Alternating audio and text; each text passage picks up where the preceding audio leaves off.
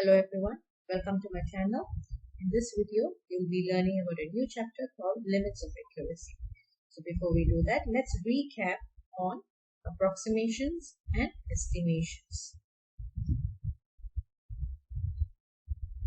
So we will be approximating numbers, significant figures, decimal places, and we will learn how to estimate.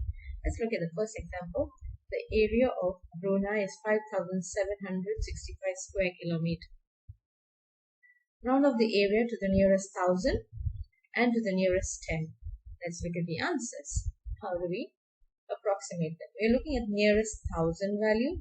So this is the 1,000 place. So you should recall this is the units, tens, hundreds, and this is the thousands place.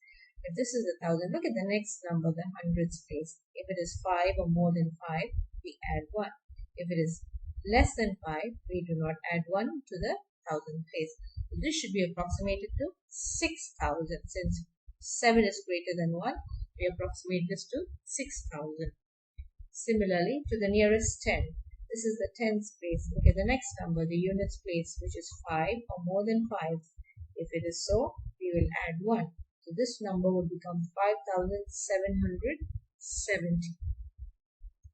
Let's look at the next example. The thickness of a sheet of paper is 0.1035 millimeters. Round off the thickness to 2 decimal places and to 3 decimal places. Let's look at how we approximate these. We're looking at 2 decimal places. So this is the first 2 decimal places. Look at the next number. If it is 5 or more than 5, we add 1 to the second decimal place. If it is not, we do not add another number to it. So this should be approximated to 0.10.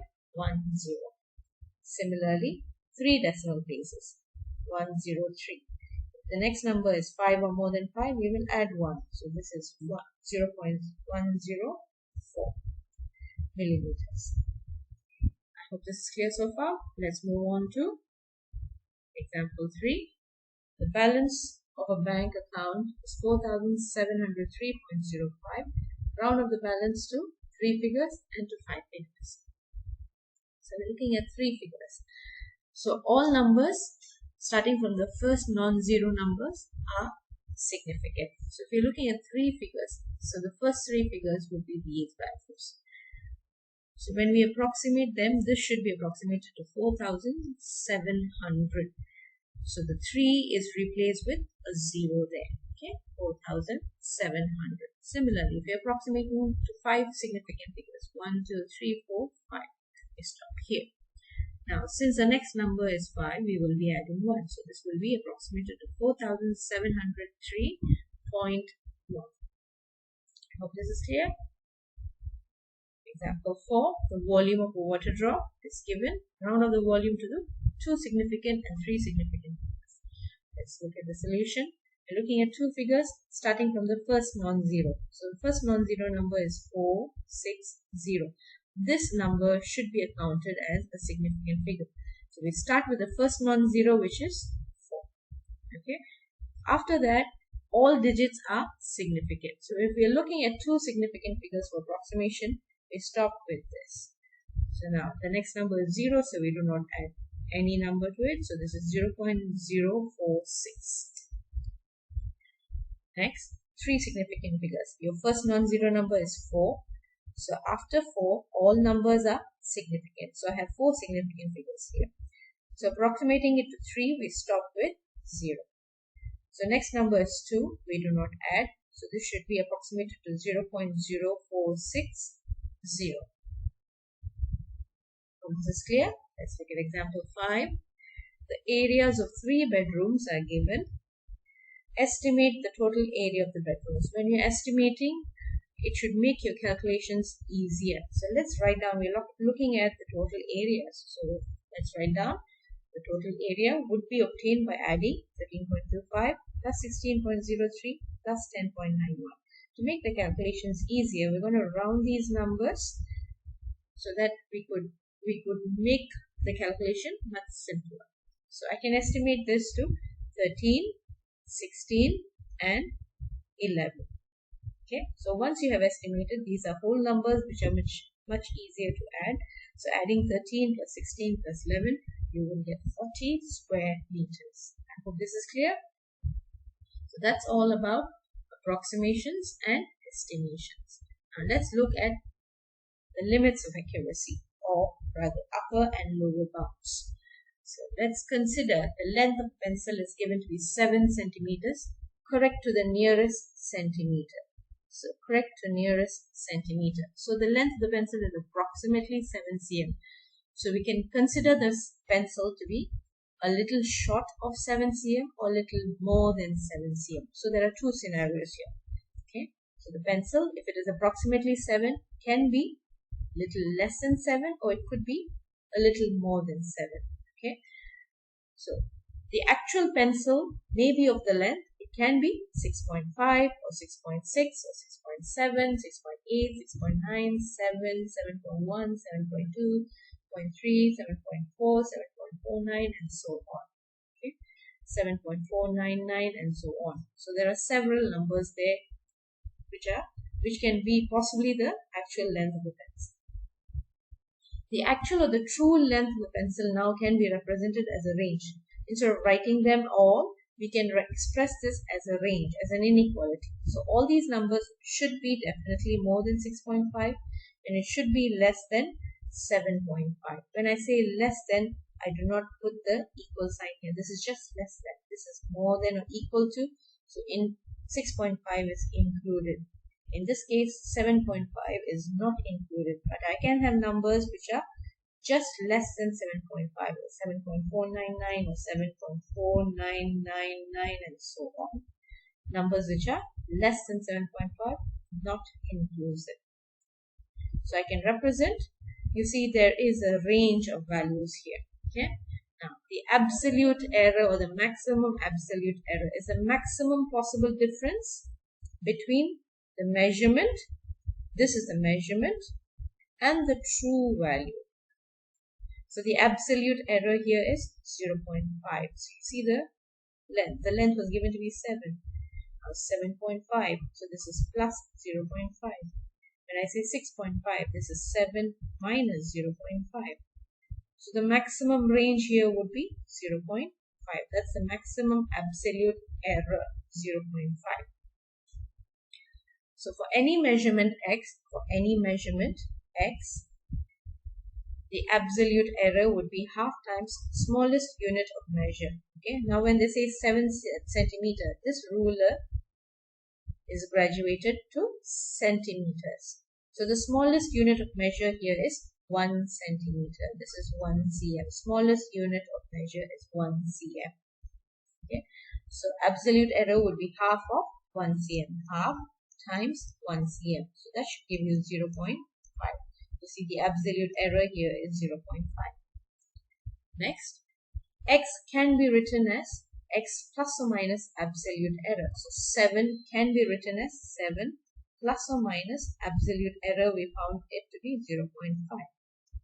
Where 7 plus 0.5, which is 7.5, is called the upper bound, or the upper bound, okay, or the upper limit.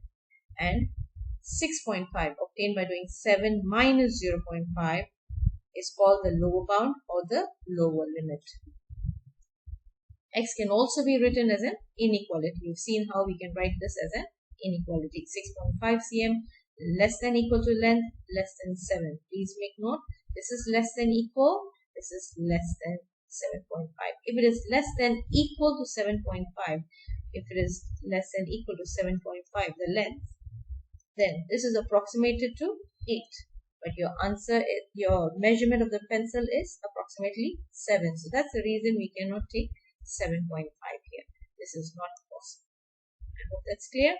So we can express the measurement either as an inequality, like in this case, or it can be written as x plus or minus absolute error. I hope this is clear so far. Let's move on to the examples. Example 1. The volume of a stone is measured as 36.4 cubic cm. Correct to the nearest 0.1 cubic cm. Find the absolute error of the measurement. Let's look at the absolute error. absolute error is half times smallest unit of measure. So this would be the smallest unit of measure, 0.1 cubic cm. We're going to write down half times 0.1 cubic cm, which is 0.05 cubic cm. So that's part A, to find the absolute error of the measurement. Done. Next, we will find the lower bound and the upper bound of the true volume. Okay, so to find the lower bound, the measurement minus 0.05. 36.4 minus 0.05.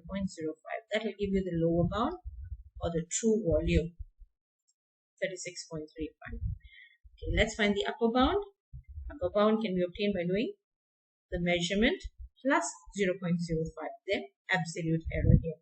So that should give you 36.45 cubic cm. So I hope this is clear. To express the volume using absolute error, so I can write volume as 36.4 plus or minus 0.05.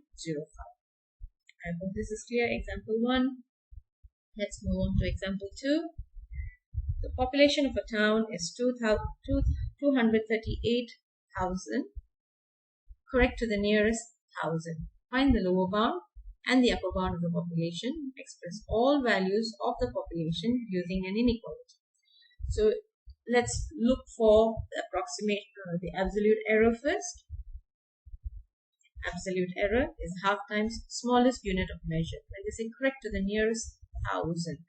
So the smallest unit of measure would be 1,000. Nearest 1,000, smallest unit of measure, or UM, 1,000. So half times 1,000 should give you 500. Now let's look for the lower bound. Lower bound should be 238,000 minus 500, which is 237,500. Next, to find the upper bound should be 238,000 plus absolute error 500, which is 238,500. So we found the lower bound and the upper bound. Now let's express all possible values of the population using an inequality. So we need to write this as an inequality now.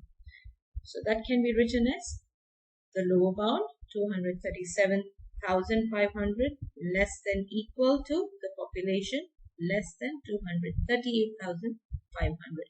So this is the lower bound and this is the upper bound. I hope this is clear. Let's move on to the next example. 3. The dimensions of a regular door frame are 2 by 1.1 meters wide. Correct to two significant figures. Find the least possible and the greatest possible perimeter and the area of the frame. So we've got a rectangular door. This is 2 and this is 1.1 meters. Okay, so to find the least and the greatest possible. So let's find the absolute error for both the measurements first. Okay, for each of the measurements, the height as well as the width of the door. So since they are both correct to two significant figures, and the smallest unit, when they measure 2.0, 1.1, the smallest measurement unit here will be, since you have 0.1 here, smallest measure should be 0.1. So absolute error is half times smallest unit of measure, unit of measure, 0.1. 2.0, smallest unit of measure, 1 decimal place there, 0.1. So half of that will be 0.05. So you've got the absolute error. Note, they don't ask you for absolute error, but when you're looking for least possible, greatest possible, you need to decide on the absolute error first. Okay. Now, once you found the absolute error, let's find the value, the true values, the possible true values of the height, the possible true values of the width. Okay, so the height can be obtained by doing 2 plus or minus 0.05.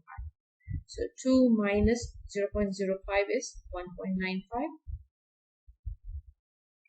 and 2 plus 0.05 is 2.05.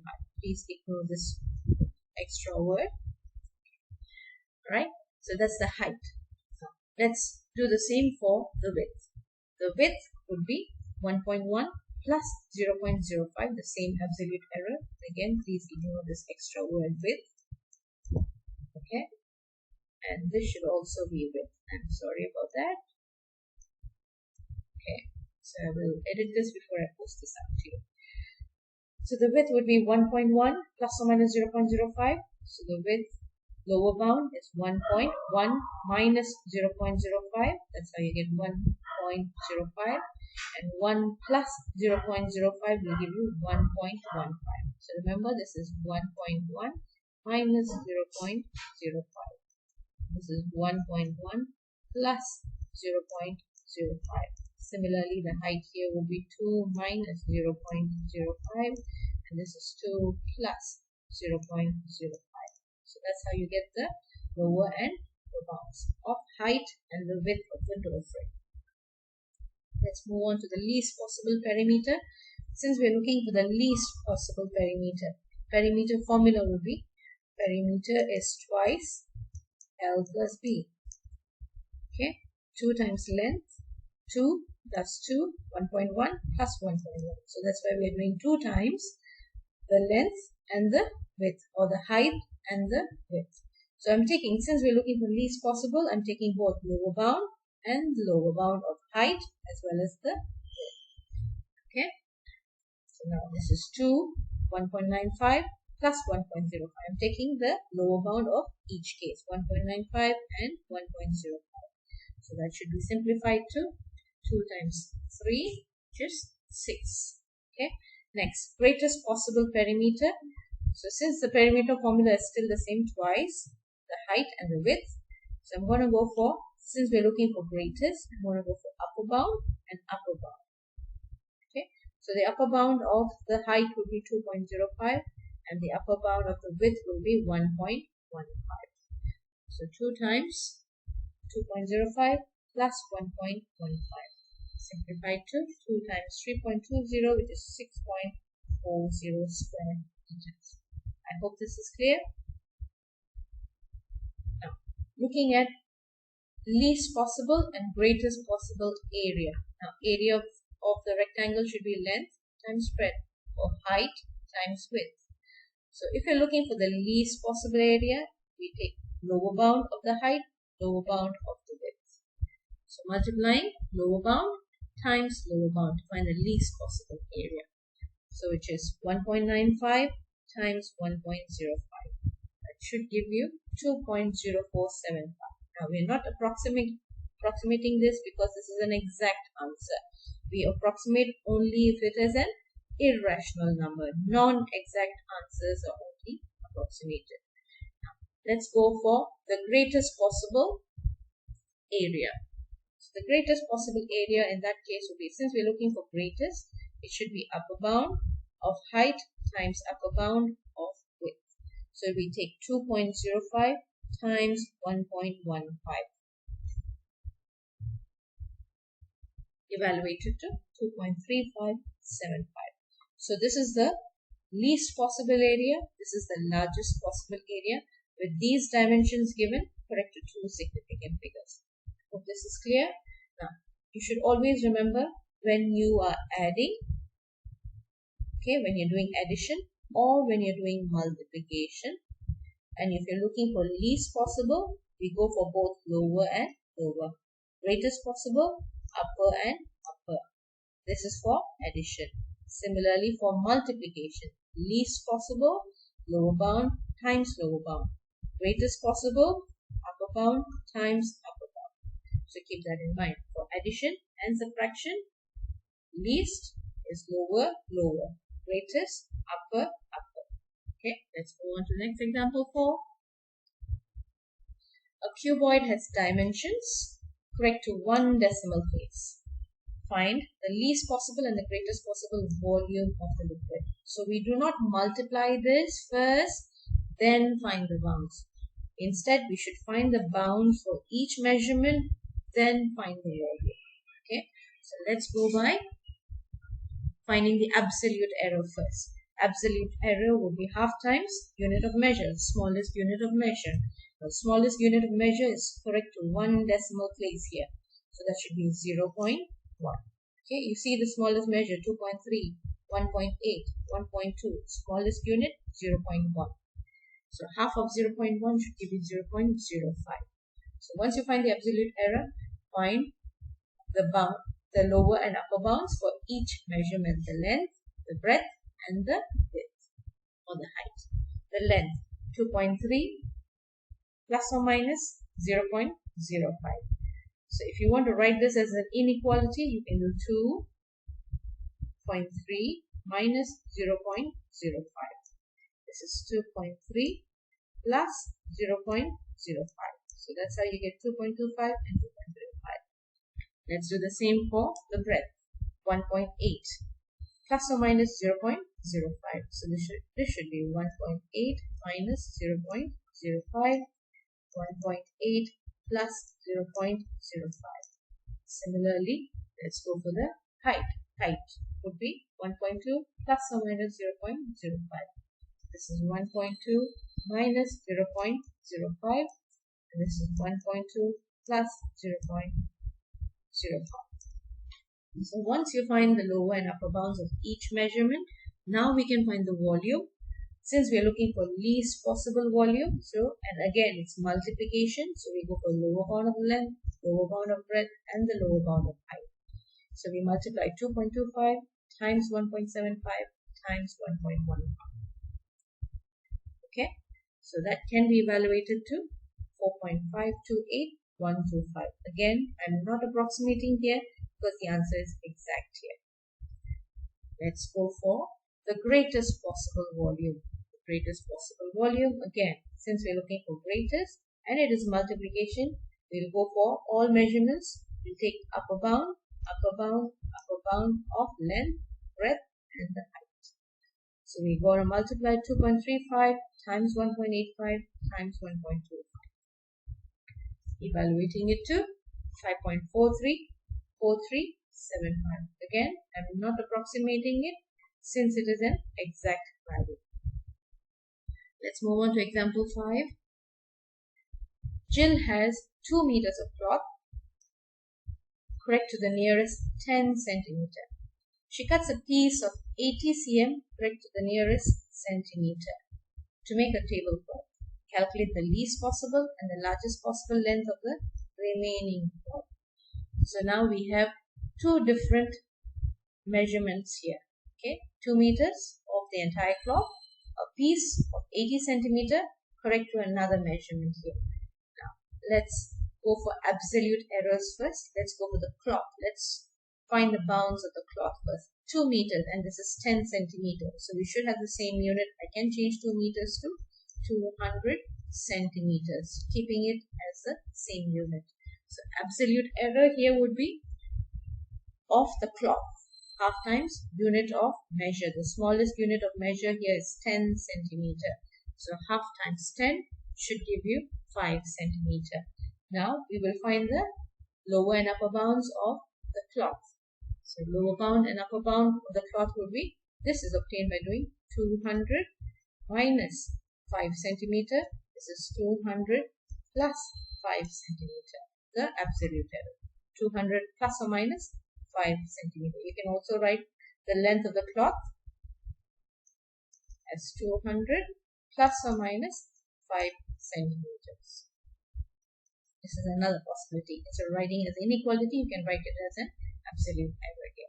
Next, let's go for the absolute error of the piece of the cloth which is cut. 80 centimeter, correct to the nearest centimeter. So if it's nearest centimeter, unit of measure should be 1 cm. Half of 1 cm should be 0.5 centimeter. Now, let's find the bounds for the piece of cloth. So the piece of cloth should be 80 cm plus or minus, I can write this as 80 cm plus or minus 0.5. Or I can also write this as an inequality, 80 minus 0.5, 80 plus 0.5. So you get 79.5. Note the inequality, less than equal, the piece length less than 80.5. Note the inequality, less than. Only then it is approximated to 200. Okay. Next, once you find the lower and upper bounds of both the cloth as well as the piece length, now we will find the remaining length after the piece is cut from the whole cloth. Let's find the least possible and the largest possible remaining cloth. Least possible remaining length. Since you're looking for least possible, we go lower bound of the cloth, but upper bound of the piece. So only then you'll get the smallest length possible here. Okay, lower minus upper. Lower bound of the cloth, which is 195, minus upper bound of the piece, 80.5. So this will give you the smallest value. Okay. Next, we will find the largest possible, which is 114.5. Greatest possible remaining length. Since we're looking for greatest, it should be upper bound minus lower bound. Okay, upper bound minus lower bound. So upper bound of the cloth 2005 minus lower bound 79.5. Evaluated to 125.5 centimeter. Okay, so remember, when we are doing subtraction, least would mean lower bound minus upper bound. The values we are looking for greatest, upper bound minus lower bound. Hope this is clear. Let's move on to the next example. The last example here.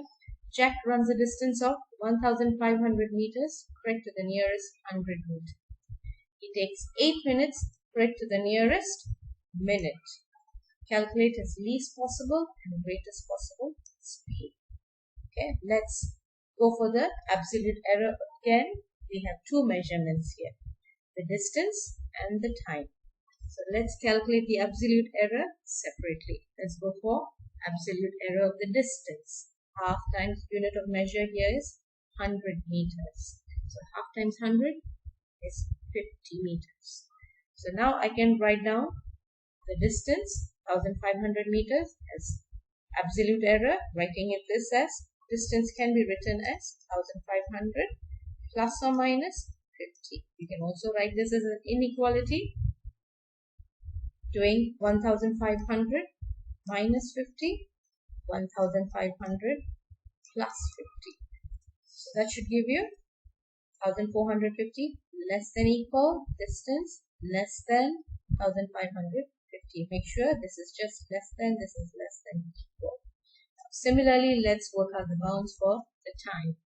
Absolute error of the time would be half times unit of measure.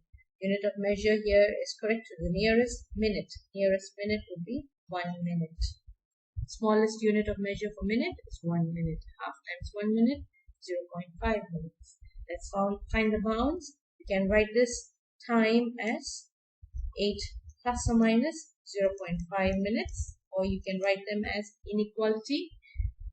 So this will be 8 minus 0.5, 8 plus 0.5 minutes, writing them as an inequality. Once you find the lower and upper bounds of the distance and the time, now we can look for least possible and greatest possible speed. Speed, remember, has a formula, distance over time. So if I want to find the least possible speed, I will go for lower bound of the distance divided by upper bound of time. So least, lower bound divided by upper bound. So lower bound of the distance is 1450 divided by upper bound 8.5. So that is evaluated to 170.5882353. Now this is not an exact answer, so I'm going to approximate this to 3 significant figures. 171 meters per minute. Let's look for greatest possible speed. So what do you think it should be? If it is greatest, it should be upper bound divided by lower bound. Yes. So greatest speed should be upper bound divided by lower bound. Okay. So now upper bound would be 1550 and lower bound of time 7.5. Simplify this to 206.6666. Again, this is an irrational number, non-exact number. So I can approximate to 3 significant figures to 207 meters per minute speed. This is in meters and this is in minutes. I hope this is clear. So you can summarize.